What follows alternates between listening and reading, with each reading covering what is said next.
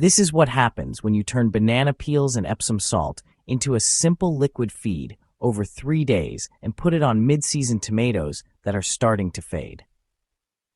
If the lower leaves are yellowing between the veins while the veins stay green, magnesium may be running short right when the plants are pushing fruit. Mid-season is when tomatoes stop building a big leafy canopy and start loading fruit, and that shift is exactly when a kitchen waste extract plus a careful magnesium solubility can help if you use both tools the right way.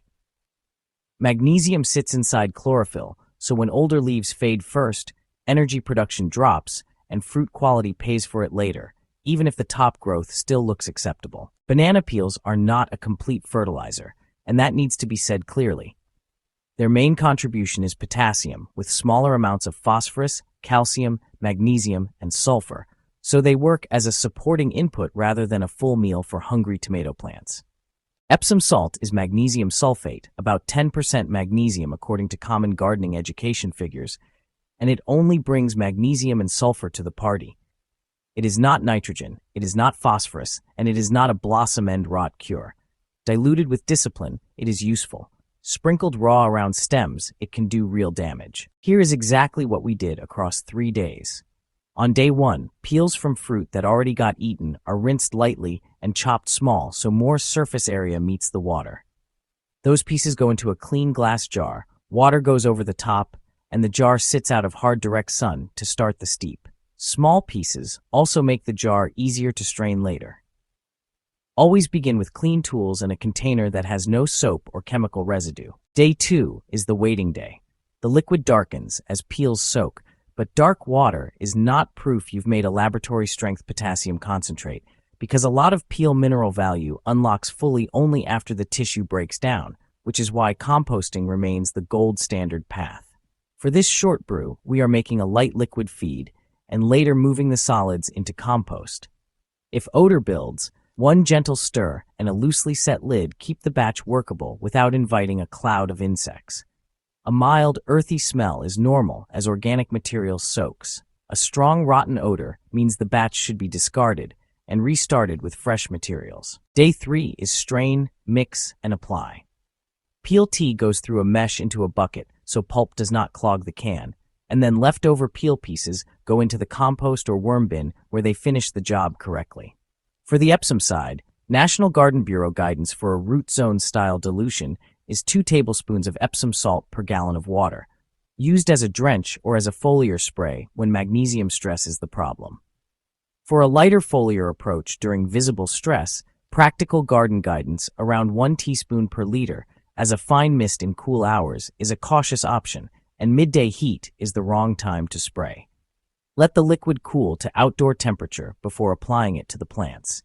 This helps avoid shocking the roots or creating unnecessary stress. If this style of simple organic recipe is useful in your yard, tap the like button so other home gardeners can find it, and subscribe so the next liquid gold batch does not pass you by. The peel tea and the correctly diluted Epsom solution meet in the same watering can, so each plant gets a soft organic extract, plus a measured magnesium and sulfur feed in one pass. Dry crystals never go against stems or dusty soil, because dilution is not optional. Water is applied at the base until the root zone is evenly moist, not swampy.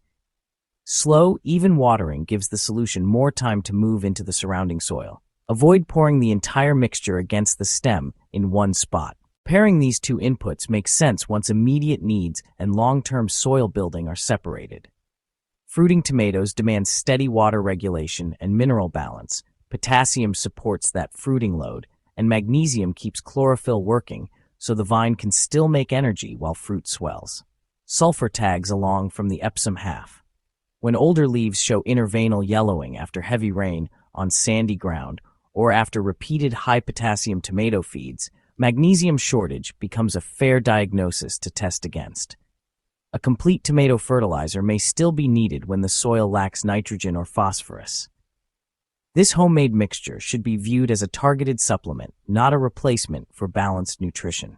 After a careful application, the thing to watch is the plant's stress signal on older leaves over the next several days.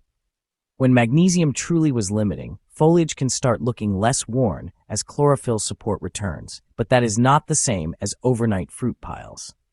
Extension-style guidance is clear that Epsom salt can ease magnesium deficiency and does not automatically raise yield when magnesium was already adequate.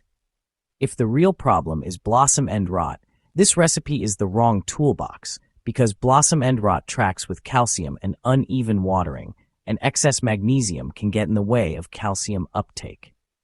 Existing yellow leaves may not return to their original color after they are damaged. The better sign is healthier new growth and less progression of the deficiency. Use this 3-day liquid gold when plants are fruiting. Lower leaves show that between the veins yellow pattern, and you want a cheap mid-season support that keeps peels out of the trash. Skip freehand Epsom dumping when foliage is already deep green and no deficiency signs are present. Skip daily habit dosing, skip undiluted crystals, and be cautious when soil is already very acidic, because sulfate inputs can push pH lower and hurt performance if the soil turns too sour. A basic soil test through local extension is still the smartest short check before magnesium becomes a weekly ritual. Healthy dark green plants do not automatically benefit from additional magnesium. In gardening, adding more of a nutrient is not always better. 4 mistakes and more tomato rows than weak recipes ever do. Treating PLT like a strong fertilizer and pouring it every day is the first. Believing Epsom salt is a full tomato fertilizer is the second, since it is only magnesium sulfate. Chasing greener leaves while ignoring the calcium-magnesium-potassium balance is the third. Spraying foliage in hard sun or right before a storm so mist burns or washes away is the fourth. Spraying during cool morning or evening hours gives the foliage more time to absorb the diluted solution. It also reduces the chance of leaf spotting caused by intense sunlight. For a cleaner long game, keep this liquid gold as a mid-season tool and still put most chopped peels into finished compost and worm castings where kitchen waste becomes plant food the way soil life intends, with microbial breakdown first and plant-available nutrients second. Chop on day 1, steep through day 2, strain and combine with properly diluted Epsom salt on day 3.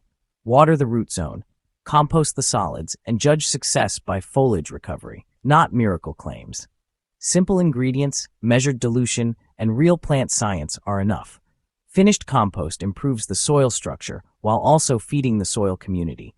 That long-term foundation makes every future fertilizer application more effective.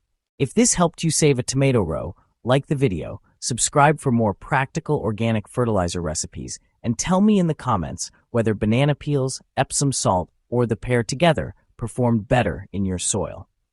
Tell me what you noticed first: greener leaves, stronger growth, or more flowers. Include your soil type and how often you applied the mixture so the results can be compared fairly.